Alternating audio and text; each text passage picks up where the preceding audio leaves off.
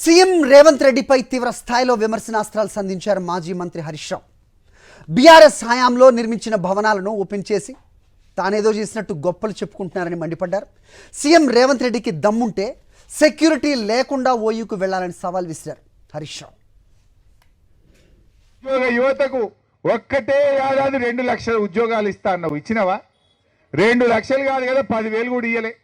కేసీఆర్ పరీక్ష పెట్టి కేసీఆర్ ఫలితాలు ఇస్తే దానికి కాయిదాలు వంచి అది లెక్క చెప్పుకుంటుండు. అవి కలిపిన రాలే. పెద్ద పెద్ద యాడ్లు ఇచ్చినావు, 2 లక్షల ఉద్యోగాలు ఇచ్చి తీరుతా అన్నావు.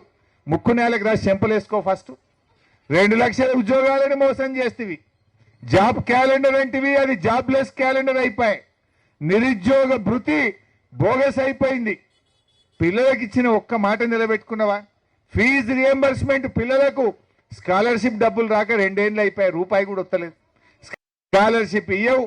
మా చెల్లె స్కూటీ యాడ్ చేస్తుంది, ఆడపిల్లలకు స్కూటీలు ఇస్తా అని మోసం చేస్తేవి.